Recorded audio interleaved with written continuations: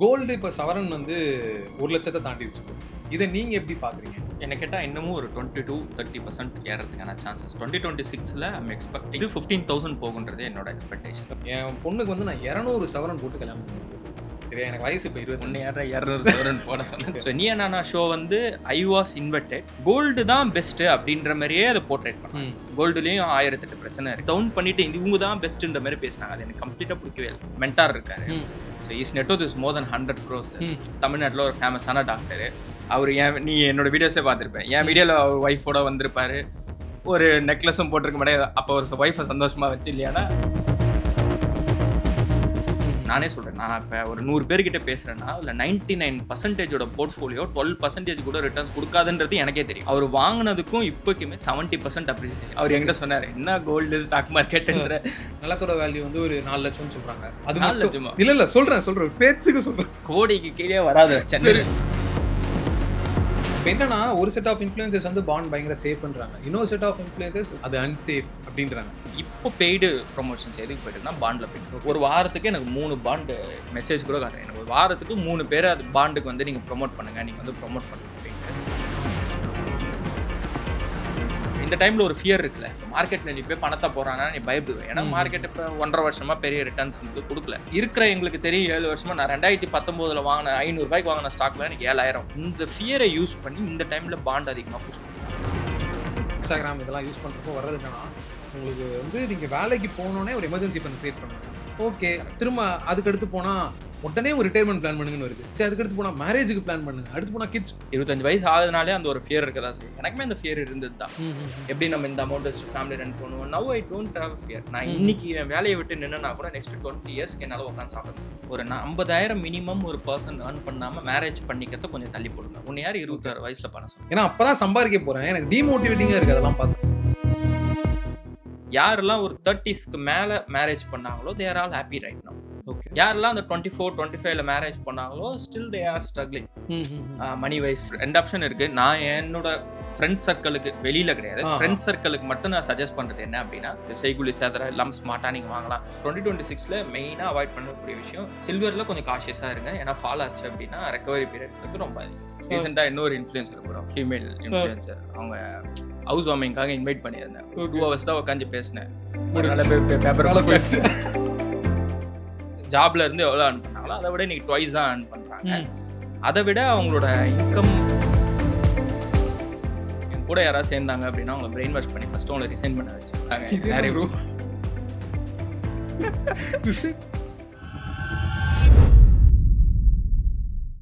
வணக்கம் ப்ரோ. வணக்கம் ப்ரோ, ஒரு 5 months முன்னாடி வந்து உங்களை மீட் பண்ணேன். அப்போ நீங்கள் வந்து நான் உங்கள்கிட்ட ஒரு ஸ்டோரி, அதாவது மோட்டிவேஷன் ஸ்டோரி ஒன்று சொன்னீங்க. என்னன்னா எனக்கு மோட்டிவேட்டிங்காக இருந்தது என்னன்னு சொல்லிடுறேன். ஒரு 2023ல 5,000 கையில் வச்சுட்டு சென்னைக்கு வந்திருக்கீங்க. 1 கோடி வீட்டில் உட்காந்துருந்தீங்க. அந்த வீட்டில் ஃபர்ஸ்ட் ஷூட் பண்ணது நான் தான். கரெக்ட். அது வேற ஒரு விஷயம். ஸோ இப்போ 2025 ஒரு முடிவுக்கு வருது ப்ரோ. இந்த நேரத்தில் உங்கள்கிட்ட நான் என்ன கேட்கணும்னு விரும்புகிறேன்னா, இந்த மாதம் நிறைய விஷயங்கள் நடந்துச்சு. மார்க்கெட் பயங்கரமாக கீழே விழுந்துச்சு, கோல்டு பயங்கரமாக சர்ஜ் ஆச்சு, எல்லாரும் கோல்டு பெஸ்ட்டுன்னாங்க, மார்க்கெட் பெஸ்ட்டுன்னாங்க. ஸோ இந்த வீடியோவில் எல்லாத்தையுமே நம்ம டச் பண்ணிட்டு வர போகிறோம் ப்ரோ, எல்லா டாபிக்ஸுமே. ஸோ ஃபர்ஸ்ட் என்னோட கேள்வி என்னன்னா, கோல்டு இப்போ சவரன் வந்து 1,00,000 தாண்டிடுச்சு ப்ரோ. இதை நீங்கள் எப்படி பார்க்குறீங்க? ஏன்னா இப்போ எங்கள் அம்மா காலரை தூக்கி விட்டு சுற்றிட்டு இருக்காங்க. நான் அப்போ இப்படி வாங்கி வச்சிருந்தேன், இப்போ எப்படி இருக்குது பார்த்தியா, நீ ஏதோ மார்க்கெட்னு சொல்லுவேன், என்னாச்சு அப்படின்னு கேட்குறாங்க. ஸோ எனக்கு என்ன ரிப்ளை கொடுக்குறதுன்னு தெரில. ஸோ இதை நீங்கள் எப்படி பார்க்குறீங்க? ஆஸ் அ ஃபினான்ஷியல் அட்வைசராக உங்கள்கிட்ட நிறைய கேள்விகள் வந்திருக்கும், கோல்டு என்ன இதுன்னு சொல்லிட்டு. ஸோ உங்களோட வியூ எனக்கு வேணும். கோல்டில் எப்படி பார்க்குறீங்க? என்ன கேட்டால் இன்னமும் ஒரு 20-30% ஏறதுக்கான சான்சஸ் 2026ல் ஐம் எக்ஸ்பெக்டிங். இப்போ ஒரு கிராம் 22 கேரட் ஒரு 12,800 அந்த ரேஞ்ச் இருக்கு. இது 15,000 போகுன்றது என்னோட எக்ஸ்பெக்டேஷன்ஸ். ஏன்னா இப்போ கரண்டாக எல்லாமே சென்ட்ரல் பேங்க்ஸ் எல்லாமே பை பண்ணுறாங்க. அந்த மாதிரி நிறைய இஷ்யூஸ் இருக்குது, குளோபல் இஷ்யூஸ். ஸோ பிரிக்ஸ் அந்த கண்ட்ரிஸ் தான் அதிகமாக US டாலருக்கு அகேன்ஸ்டாக போகணுன்றதுக்காக வாங்கி வச்சுட்டு இருக்காங்க. ஸோ அந்த ரீசன்ஸ்னால இன்னமும் கோல்டு ப்ரைஸ் இன்க்ரீஸ் ஆகுன்றது தான் உண்மை. ஓகே ப்ரோ, இப்போ வெட்டிங்ஸ் எல்லாத்துக்குமே நம்மளோட ட்ரெடிஷனில் பார்த்தீங்கன்னா கோல்டு அதிகமாக போடணும். இப்போ நான் ஒரு ஃபன்னியானு வச்சுக்கோங்க ப்ரோ இந்த கொஸ்டின். எனக்கு குழந்தை பிறகுது ப்ரோ, ஒரு பொண்ணு பிறந்தா என் பொண்ணுக்கு வந்து நான் 200 சவரன் போட்டு கல்யாணம் பண்ணுவேன் ப்ரோ.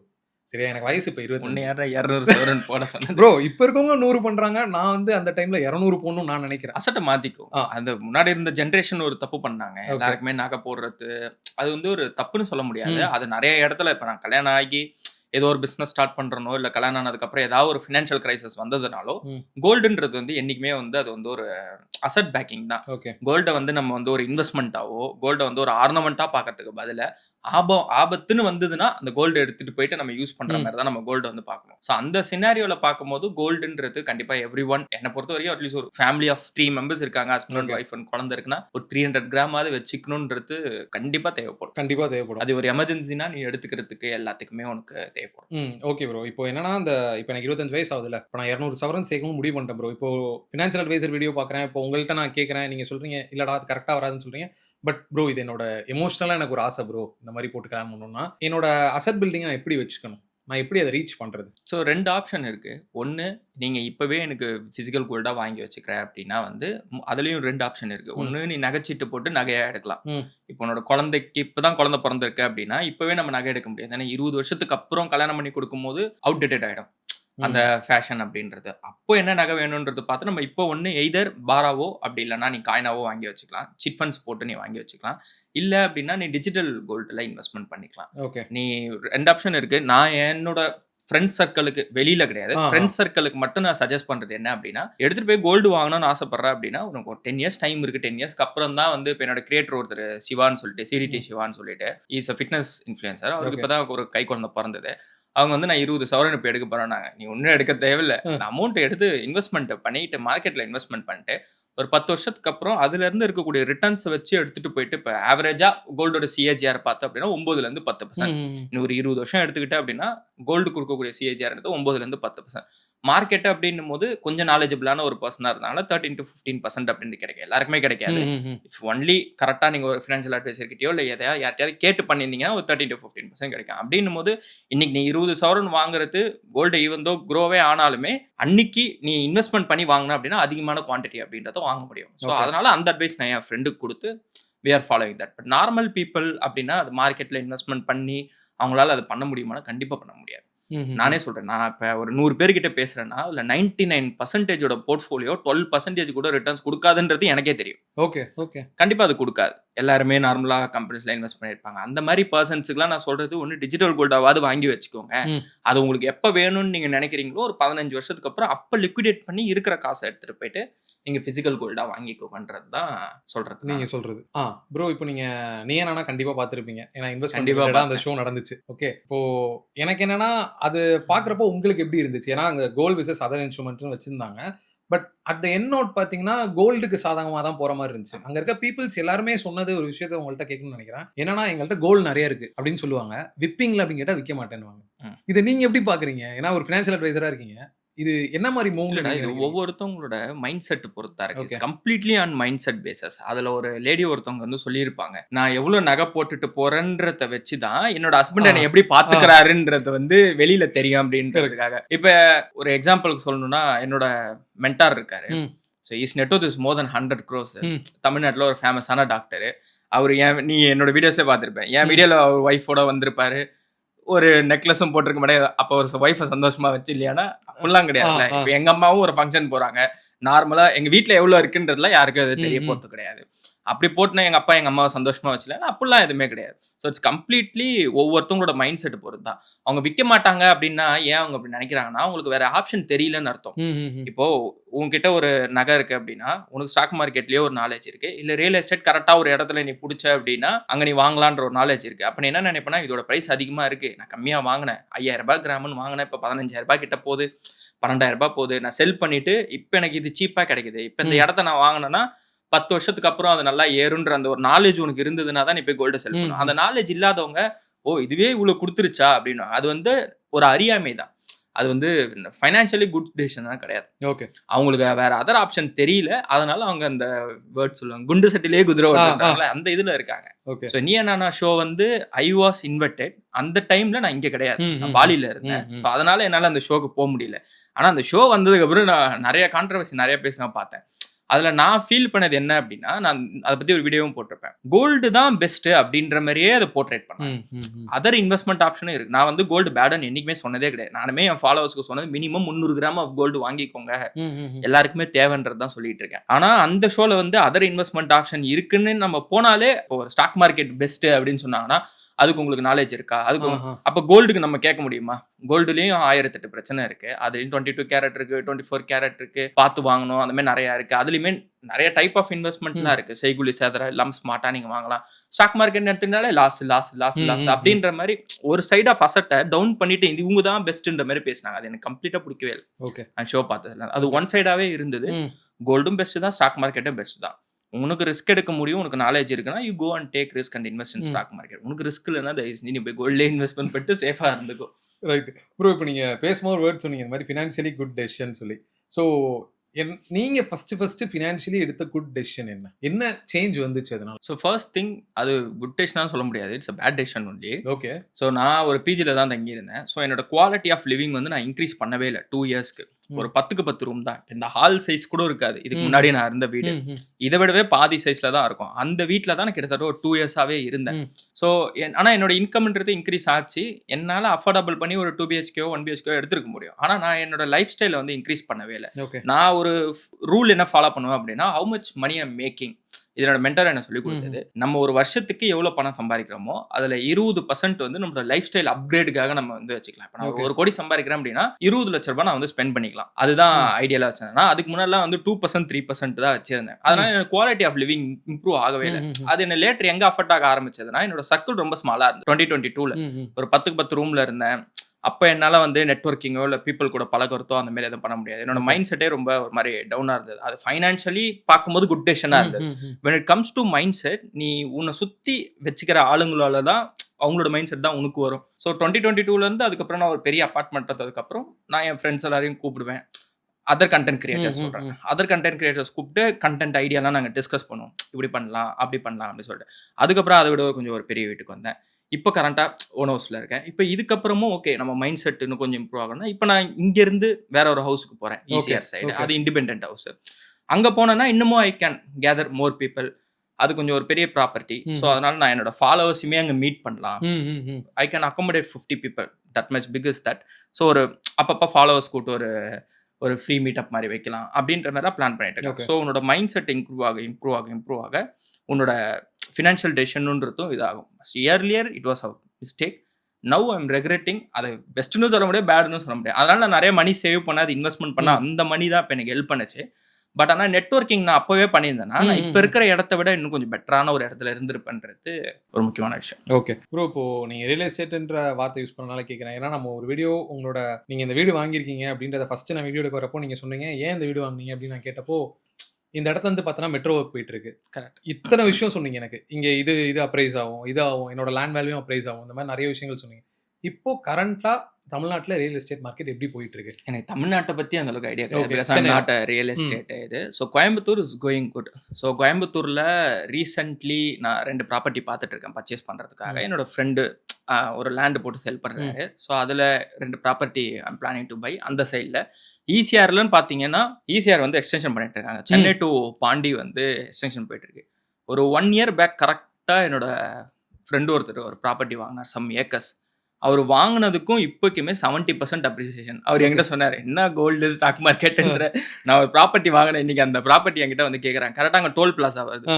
ஸோ கன்ஸ்ட்ரக்ஷன் எங்கே நடக்கும்ன்றது வந்து சின்ன லெவலில் இருக்கிறவங்களுக்கு தெரியாது. ஓகே, இப்போ ஒரு எக்ஸாம்பிளுக்கு நீங்கள் ஒரு 1 கோடி 2 கோடி ப்ராப்பர்ட்டி வாங்குறீங்க அப்படின்னா, இப்போ நான் இந்த ப்ராப்பர்ட்டி வாங்கும்போது 1 இயருக்கு முன்னாடி வரைக்கும் தட் டேட்டா என்னோட ஃப்ரெண்டு கிட்ட சொல்லி, கொஞ்சம் கவர்மெண்ட் அஃபீஷியல்ஸ் கிட்ட சொல்லி, இந்த என்டையர் OMR ஃபுல்லாகவே இருக்கிற ரெஜிஸ்டர் ஆஃபீஸில் எங்கெங்கெல்லாம் ப்ராப்பர்ட்டி, என்னென்ன ப்ராப்பர்ட்டியில் என்னென்ன ப்ரைஸுக்கு ரெஜிஸ்டர் ஆச்சு, ஏதோ ஒரு டேட்டான்னு சொல்லிட்டு ஒரு புக்லெட்டே கொடுத்தாங்க. இதெல்லாம் இந்த இடத்துல தான் ரெஜிஸ்டர் ஆச்சுன்னு.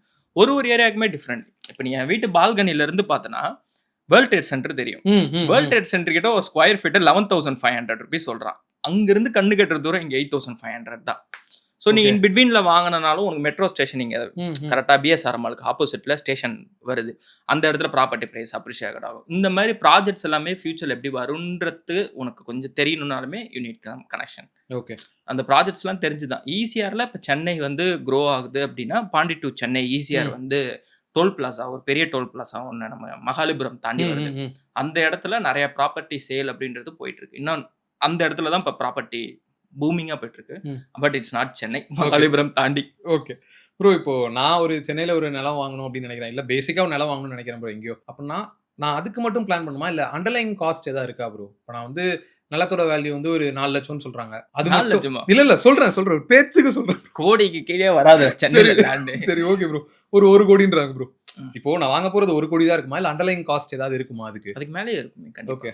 ஸோ கவர்மெண்ட் என்னென்ன வேல்யூ, விஷயங்கள்லாம் கைட்லைன்ஸ் இருக்கும்? வேல்யூன்றது இருக்கும். ஓகே. அவங்க சொல்ற வேல்யூ இப்ப கவர்மெண்டோட வேல்யூ வந்து பாத்தீங்கன்னா ஸ்கொயர் ஃபீட் பிரைஸ் கம்மியா ம். இருக்கும். பட் ஆக்சுவல் வேல்யூ அதிகமா இருக்கும். அண்ட் செகண்ட் திங், சென்னையில நீ ப்ராப்பர்ட்டி லேண்டா வாங்குறதுன்றது டபுள் தி காஸ்ட் வரும். இப்ப நீ இந்த ஏரியால ஒரு எக்ஸாம்பிளுக்கு இந்த அபார்ட்மெண்ட் 8500 ஸ்கொயர் ம். ஃபீட் பர் ஸ்கொயர் ஃபீட் வருது அப்படின்னா, என் அபார்ட்மெண்ட்ல இருந்து வெளில போனா ஆப்போசிட்ல ஒரு மண்ணு மாரி போட்டு ஒரு ம். காலி ஃபிளாட் இருக்கும். ம். அது வந்து இண்டிவிஜுவலுக்காக வச்சிருக்காங்க. அதுவே 1.5 crore சொல்றான். ஓகே. வெறும் லேண்ட் மட்டும் 1.7 சொன்னாங்க. அது ம். 20க்கு 80 சம்திங் லென்த் எனக்கு சரியா தெரியல. 1.7 சொன்னாங்க. எனக்கு கட்டின வீடே வந்து 1.5 தான். So individual house is always preferable தான். ஆனா நீ லேண்டுன்னு போகும்போது டபுள் தி காஸ்ட் இருக்கும். அதுக்கு மேல நீ பில்டிங் காஸ்ட் இருக்கு, அப்ரூவல் சார்ஜஸ் அந்த மாதிரி நிறைய இருக்கும். So Okay. தலைவலி இல்லாம இருக்கிறதுக்கு அபார்ட்மெண்ட் கண்டினியூஸா நீங்க இருக்க போறீங்க அப்படின்னா நீங்க இண்டிவிஜுவல் ஹவுஸ் சூஸ் பண்ணலாம். இப்ப நிறைய பேர் சென்னையில இருக்கிறவங்களே பார்த்தோன்னா, அவங்க ஏதாவது ஒரு சிட்டில இருந்து வந்து தான் இங்க சென்னையில இருப்பாங்க. வொர்க் பண்ணிட்டு அவங்க திருப்பி மூவ் ஆக தான் போறாங்க. வேற ஏதாவது ஒரு கம்பெனில ஜாப் கிடைச்சதுன்னா அவங்க வந்து பெங்களூர் போவாங்க, இல்ல எல்லாம் போவாங்க. இங்க தான் இருக்க போறீங்கன்னு தெரிஞ்சதுன்னா நீங்க ப்ராப்பர்ட்டி வாங்குங்க, இது பண்ணுங்க. மத்தபடி நான் வேலைக்காக தான் சென்னை வந்தேன், நான் ஒரு இன்னொரு 10 வருஷம் தான் இருப்பேன் அப்படின்னா, don't try to buy property. Okay. ரெண்டல்ல இருக்கறது தான் பெஸ்ட். ஏன்னா ரெண்டல் ஈல்டு அப்படின்றது ரொம்ப ரொம்ப கம்மி. இங்க நீங்க 1.5 கோடி ரூபாய் போட்டு இந்த ப்ராப்பர்ட்டி வாங்குறதுக்கு, இந்த வீட்டுக்கு 40,000 ரெண்ட் குடுத்துட்டு நீங்க இருந்தீங்கனாலே 10 வருஷத்துக்கு தாராளமா இருந்துட்டு போயிடலாம். ப்ரோ இப்போ ஒரு ஓன் ஹவுஸ் வாங்க போறேன், அதுவும் இஎம்ஐல வாங்க போறேன்றது எனக்கு 20 இயர்ஸ் கழிச்சு கிடைக்க போற ஃப்ரீடமா இல்ல ஸ்ட்ரெஸ்ஸா? அது ஃப்ரீடமா நீ எப்படி பார்க்குறதுன்றப்ப, நானே சொந்த வீடு வாங்கி வச்சு இந்த வீட்ல 3 மாசமா பூட்டி கிடந்து வெளில தான் சுத்திட்டு இருக்கேன். அது ஃப்ரீடம்ன்றது வந்து வீடு வாங்குறதுனால உனக்கு கிடைக்காது. மைண்ட் ஆஃப் பீஸ் வேணா உனக்கு தாராளமா கிடைக்கும். ஏன்னா ரெண்டல் ஹவுஸ்ல இருந்து நான் ரொம்ப பாதிக்கப்பட்டேன்னு சொல்லிட்டு தான் நான் ஓன் ஹவுஸ் வாங்கிட்டு வந்தேன். ஸோ அது ஃப்ரீடம் சொல்ல முடியாது. ஃப்ரீடம்ன்றது நீ ஓன் ஹவுஸ்ல இல்ல, ரெண்டல் ஹவுஸ்ல தான் உனக்கு ஆக்சுவலா ஃப்ரீடம்ன்றது கிடைக்கும். ஒரு ப்ராப்பர்ட்டி ஒரு ஏரியா பிடிக்கலன்னா you can move to another area, இன்னொரு அனதர் ஏரியா அப்படின்னு மூவ் ஆகலாம். பட் ஓன் ஹவுஸ்னு வாங்கிட்டேன்னா நம்ம ஓன் ஹவுஸ் வாங்கிட்டோமேன்றதுக்காக நீ அந்த ப்ராப்பர்ட்டியில ஸ்டே பண்ற மாதிரி இருக்கும். ஸோ அதனால ஃப்ரீடம் உனக்கு கிடைக்காது. பட் உனக்கு ஒரு ப்ராப்பர்ட்டியாவது எல்லாருமே வச்சுக்கணும். ஏன்னா நீ ரிட்டையர்மெண்ட் ஆகுற அப்படின்னா கண்டிப்பா உனக்கு ஒரு ப்ராப்பர்ட்டி வேணும். நீ ரெண்டல் வந்து டிபெண்ட் பண்ணி இருக்கிறது. அதனால ஒரு ஹவுஸ்ன்றது எல்லாருமே வாங்கணும். அது 20 வயசுலயே அவங்க இன்வெஸ்ட்மெண்ட் பண்ண ஆரம்பிச்சிட்டாங்கன்னா அந்த ரிட்டர்ன்ஸ் வச்சு 40 வயசுல வாங்கிக்கலாம். ஓகே. நீங்க தேவையில்லாம டெப்ட் எடுக்கணும்ன்ற அவசியம் கிடையாது. ப்ரோ இப்போ நம்ம கோல்ட பத்தி பேசிட்டோம், ரியல் எஸ்டேட் பேசிட்டோம். இப்போ ஒரு போர்ட்ஃபோலியோன்னு இருக்கப்போ கோல்டும் வச்சுக்கணும், ரியல் எஸ்டேட்டும் வச்சு இந்த மாதிரி சொல்றாங்க. ஸோ அசெட் அலோகேஷன் சைடு பார்க்குறப்போ இதெல்லாம் குவான்டிட்டி எவ்வளோ இருக்கணும் என்னோட போர்ட்ஃபோலியோல? இது அமௌண்ட்டை பொறுத்து தான் கேஷோ வந்து மாறுபடும். ஸோ ஃபைனான்ஷியல் வந்து பார்த்தா அப்படின்னா ஒவ்வொருத்தவங்களுக்கு ஒரு அலோகேஷன். எனக்கு ஒரு அலோகேஷன், 20 வயசுல இருக்கிறவங்களுக்கு ஒரு அலோகேஷன் இருக்கும், 25ல இருக்கிறவங்களுக்கு அலோகேஷன் இருக்கும். இன்னைக்கு நம்ம சோஷியல் மீடியால பார்க்குற ஒரு ப்ராப்ளம் என்ன அப்படின்னா, நீங்க போய் 10% கோல்டுல வச்சுக்கோங்க அலோகேஷன் அப்படின்னு நம்ம சொல்றோம்னு வச்சுக்கோங்க. நம்ம அப்படி சொல்ல முடியாது. உனக்கு டெப்ட் இருக்கலாம். நெக்ஸ்ட் 3 இயர்ஸ்ல உனக்கு உங்க சிஸ்டர் மேரேஜோ இல்ல ஏதோ ஒரு ரெஸ்பான்சிபிலிட்டி உனக்கு வருது, இல்ல உன் மேரேஜே வருது அப்படின்னா நீ 10% மட்டும் கோல்டு வச்சுக்கோ, மீதி ஒரு 90% வந்து ஸ்டாக் மார்க்கெட்ல இன்வெஸ்ட் பண்ண நம்ம சொல்றோம். ஏஜுக்கு வச்சு நம்ம சொல்றோம், காமனா ஒரு வீடியோ போடுறோம் அப்படின்னா அவன் வந்து அவங்க வீட்ல பொண்ணு வீட்ல வந்து ஒத்துப்பாங்களா? நான் 90% ஸ்டாக்ல வச்சிருக்கேன் அப்படின்னு சொன்னா கண்டிப்பா ஒத்துக்க மாட்டான். அப்ப அவனோட அலோகேஷன் நெக்ஸ்ட் 3 இயர்ஸ்க்கு ஆப்வியஸ்லி 80 to 90% வந்து கோல்ட்ல தான் இன்வெஸ்ட்மெண்ட் பண்ற மாதிரி இருக்கும். ஒவ்வொருத்தவங்களுக்கும் ஒன்று மாறும். அசெட் அலோகேஷன்ன்றது இட்ஸ் நாட் சேம். உன்னோட ஃபினான்ஷியல்ஸ் வேற, என்னோட ஃபினான்ஷியல்ஸ் வேற, நான் எடுக்கக்கூடிய ரிஸ்க் கேப்பபிலிட்டி வேற, நீ இருக்கக்கூடிய ரிஸ்க் கேப்பபிலிட்டி வேற. அதனால தான் வீடியோல நம்ம வந்து குறிப்பிட்டு வந்து நிறைய பேர் வீடியோ போடுவாங்க, உங்களுக்கு 1 கோடி வேணுமா, 25 வயசுல நீங்க இந்த வயசுல இருக்கீங்களா, இவ்வளவு அமௌண்ட் நீங்க எடுக்கலாம், அவ்வளவு அமௌண்ட் எடுக்கலாம்னு சொல்லிட்டு நம்ம காமனா ஒரு வீடியோவே போட முடியாது. ஒவ்வொருத்தவங்க கிட்ட பேசினாதான் அவங்களோட ஃபினான்ஷியல் என்னன்னு தெரியும், அவங்க எத்தனை வருஷத்துக்கு இன்வெஸ்ட் பண்றாங்க தெரியும். Asset allocation is purely based on individual person. Okay bro, காமனா ஒன்றும் கிடையவே கிடையாது. இப்போ இன்வெஸ்ட்மெண்ட்ஸ்லாம் விட்டுலாம். இப்போ எனக்கு வந்து ஒரு சில விஷயங்கள் இருக்கு, இதுக்கு வந்து நான் எப்படி ரிப்ளை பண்றதுன்னு எனக்கு தெரியல. ஸோ நீங்க உங்க சைட்ல இருந்து என்ன ரிப்ளைஸ் கொடுப்பீங்க அப்படின்றத மட்டும் சொல்லுங்க. இப்போ என்னன்னா என் ஃப்ரெண்டு ஒருத்தன் என் கையிலே 1000 ரூபாய் தான் இருக்கு. என் ஃப்ரெண்டு எனக்கு மெசேஜ் பண்றான், மச்சான் 100 ரூபாய் அனுப்பி விடுறான்னு. திருப்பி கொடுக்குறேன், இதெல்லாம் எதுவுமே வரல, மச்சான் 100 ரூபாய் அனுப்பி விடுறான்னு. அந்த சிச்சுவேஷன் எனக்கு எப்படி ஹேண்டில் பண்றதுனே தெரியல. இப்போ நீங்க என்ன சொல்லுவீங்க அதுக்கு? க்ளோஸ் ஃப்ரெண்டா இருந்தா கொடுத்துடணும். ஓகே, நீ ஃப்ரெண்டுன்னு என்கிட்ட வந்து ஃபினான்ஷியல் அட்வைஸ் கேட்டா கண்டிப்பா நான் பேட் டெசிஷன் தான் கொடுப்பேன். ஏன்னா என்ன வந்து நான் கிளம்பி வரும்போது நான் எனக்கு 500 rupees கொடுத்து என் ஃப்ரெண்டு ஒருத்தன் ஹெல்ப் பண்ணான். அந்த 500 வச்சு தான் நான் 1 வீக் சென்னையில சாப்பிட்டு சர்வேவே பண்ணேன். I cannot ask my parents. நான் இன்னொரு ஃப்ரெண்டு சிறுசேரியில இருப்பான், நான் இருந்து துறைப்பாக்கம். அவனோட ரூம்ல அவன் ஃபுட்டு குக் பண்ணி அங்க இருந்து அந்த ஃபுட்டு வந்து அவனா எடுத்துட்டு வந்து கொடுத்துட்டு போயிட்டு இருப்பான். ஸோ இந்த மாதிரி ஃப்ரெண்ட்ஸ் எல்லாம் பண்ணாங்க. அப்ப அவன் காசு கேட்கும் போது நான் போயிட்டு இல்ல என்கிட்ட நான் யோசிக்கவே மாட்டேன் ஃபினான்ஷியலி. அவங்க கேட்கறாங்களா, ஃப்ரெண்டு கேட்கறாங்களா, ஆக்சுவலி என்னோட பட்ஜெட் நான் மந்த்லி என்னோட பட்ஜெட் அலோகேஷன்லயே ஃப்ரெண்ட்ஸுங்களுக்கு 25,000 அலோகேஷன் பண்ணியிருக்கேன்.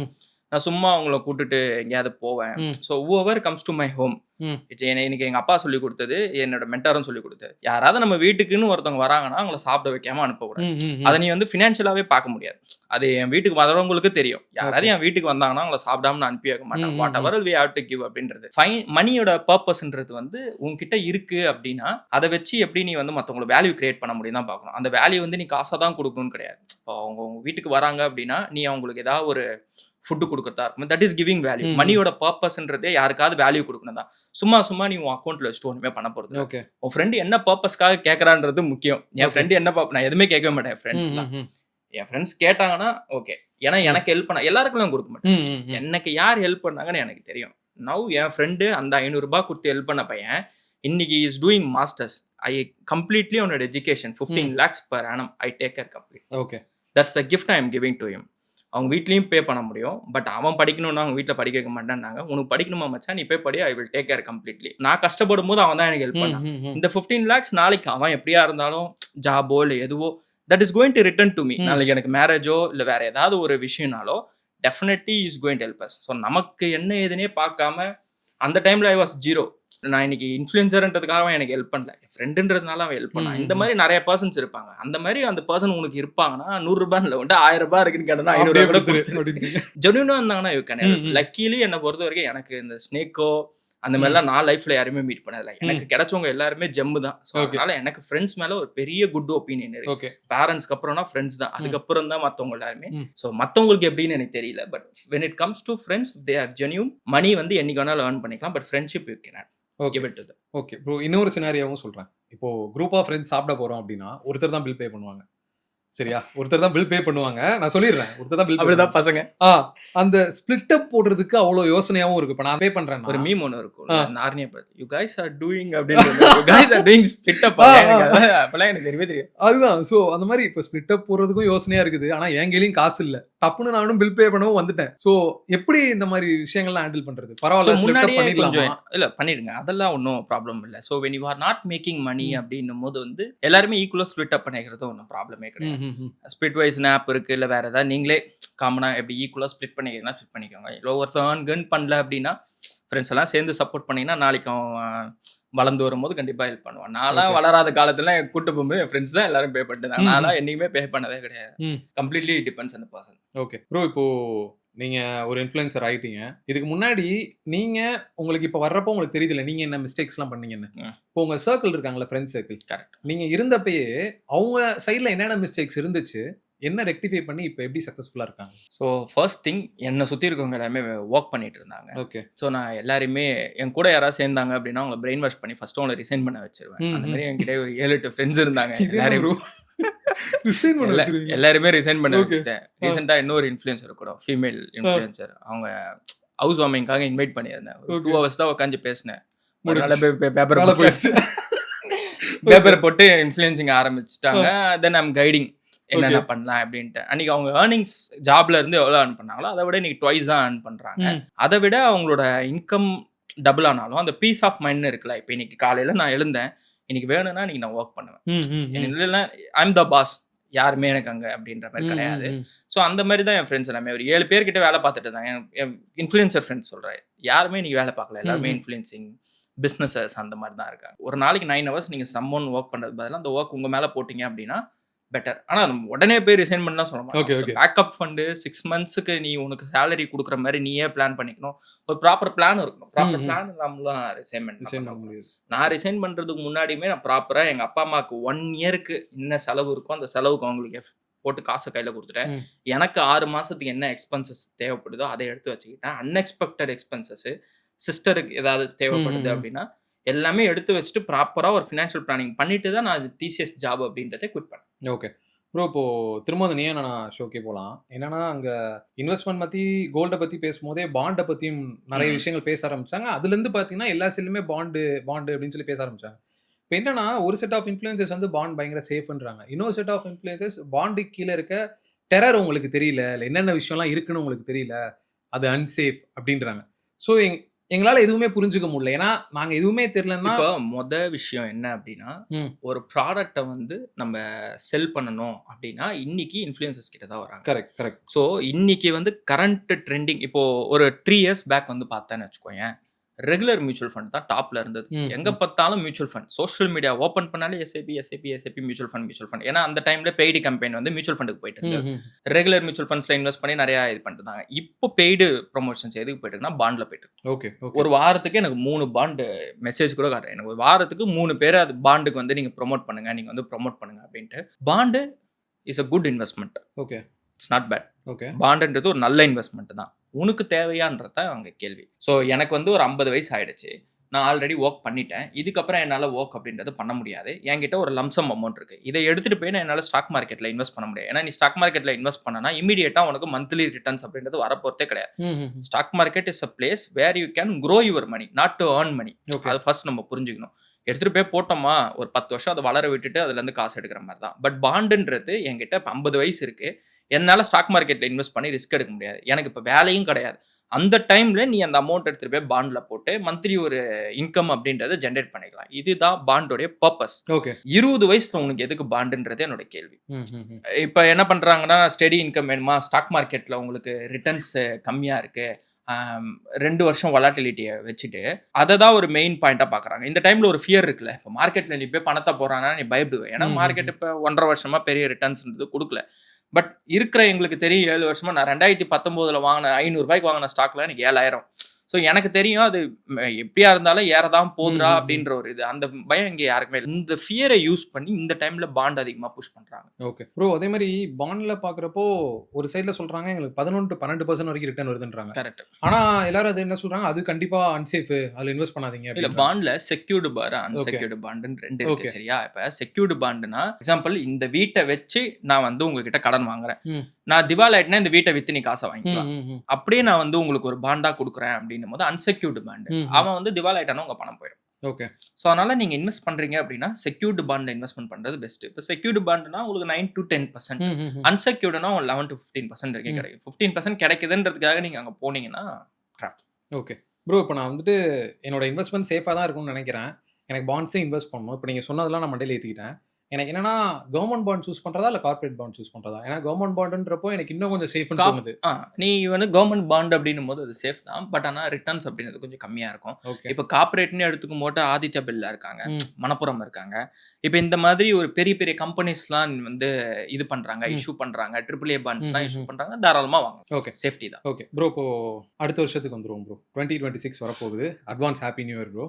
ஸோ தேங்க் இந்த யூ ப்ரோ. வருஷம் நீங்க என்னென்ன அச்சீவ்மென்ட்ஸ் பண்ண போறீங்கன்னு நான் வெயிட் பண்றேன். ப்ரோ இப்போ 2026ல ஃபினான்ஷியலி இந்த மிஸ்டேக்ஸ்லாம் பண்ணக்கூடாது அப்படின்னா என்னவா இருக்கும்? ஸோ ஃபர்ஸ்ட் டெப்ட் வாங்குறத கம்மி பண்ணிக்கணும். ஆல்ரெடி உங்ககிட்ட எக்ஸிஸ்டிங் டெப்ட் இருந்தது அப்படின்னா, அத ஸ்ட்ராட்டஜைஸ் பண்ணி எப்படி க்ளோஸ் பண்ணணும்னு இருக்கணும். இப்போ ஒரு எக்ஸாம்பிளுக்கு உங்களுக்கு 4 டெப்ட் இருக்கு அப்படின்னா, அதுல ஹையஸ்ட்டா என்ன டெப்ட் இன்ட்ரெஸ்ட் ரேட் இருக்கோ, அத ஃபர்ஸ்ட் ஃபோக்கஸ் பண்ணி க்ளோஸ் பண்ணிட்டுறது முக்கியம். ஓகே. 2வது இன்வெஸ்ட்மென்ட் ஸ்டார்ட் பண்றது. எல்லாமே சில பேர் என்ன பண்ணுவாங்கன்னா, எனக்கு இப்ப தான் 25 வயசு ஆகுது. நான் இன்னும் கொஞ்ச நாளுக்கு அப்புறம் பண்ணிக்கிறேன். நான் இப்ப லைஃப் கொஞ்சம் என்ஜாய் பண்ணிக்கிறேன் அப்படின்னு சொல்லிட்டு. நோ.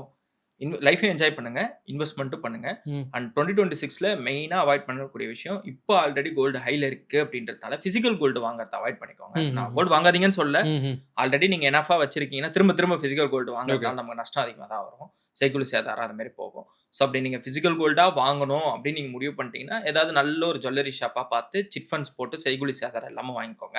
டிஜிட்டல் கோல்டா வாங்கி வச்சுக்கிறது பெஸ்ட். சில்வர்ல கொஞ்சம் காஷியஸா இருங்க. ஏன்னா ஃபால் ஆச்சு அப்படின்னா ரெக்கவரி பீரியட்ன்றது ரொம்ப அதிகம். பிசிக்கலா வாங்குறதுக்கு பதிலா silver always go with digital format only. No need to buy silver in physical. Silver physical பாரா வாங்கி வச்சீங்கன்னா, திருப்பி நீங்க போய் குடுக்கும்போது உங்களுக்கு ரூ. 10 ம், ம். கம்மியா தான் கிராமுக்கு எடுப்பாங்க. அதனால அந்த மாரி மிஸ்டேக் எதுவும் பண்ண வேண்டாம். நார்மலா எல்லாரும் பண்ணக்கூடிய ஃபினான்ஷியல் மிஸ்டேக். கடன் வாங்கி என்ஜாய் பண்றது, கடன் வாங்கி இது பண்றது. கடன், கடன், கடன். கடன் மட்டும் இல்லாம அந்த கடன்ற வேர்ட ஓகே. 2026ல ரிமூவ் பண்ணிட்டீங்கன்னா 2027 நல்லா இருக்கும். Okay bro. இன்னொரு விஷயம் நான் பேசணும்னு நினைக்கிறதுன்னா, 2026 ஆரம்பிச்சு நியூ இயர் அன்னைக்கு எல்லாரும் எடுக்கிற ஒரு ரெசல்யூஷன்ஸ பத்தி பேசிடலாம். ம். என்னன்னா ஃபர்ஸ்ட் விஷயம், நீ ஜிம். உங்களுக்கும் நெறைய ஜிம்முக்கு அதுவும் மந்த்லி ஃபீஸ் இல்ல, ஆனுவல் ஃபீஸ் கரெக்ட். கட்டிருவாங்க. கட்டிட்டு ஆனா போறது என்னமோ 2 நாள் போயிட்டு என்ன உடம்பெல்லாம் வலிக்குது எக்யூப்மென்ட் தூக்கலாம் அப்படின்னு கரெக்ட். சொல்லிட்டு வந்து படுத்துருவாங்க. இத நீங்க எப்படி பாக்குறீங்க? கன்சிஸ்டன்சியா எல்லாமே ஒண்ணு பண்ணணும். ஓகே. நான் அப்படிதான். நான் வந்து இப்ப ரீசென்ட்டா தான் நான் என் ஃபிட்னஸ் ஜர்னிய ஸ்டார்ட் பண்ணேன். ஓகே. லைக் ஆகஸ்ட்ல இருந்தா நான் என்னோட ஃபிட்னஸ் ஜர்னி ஸ்டார்ட் பண்ணேன். ஆல்ரெடி என்னோட ஃபாலோவர்ஸ்க்கு தெரியும் போஸ்ட் பண்ணது எல்லாமே.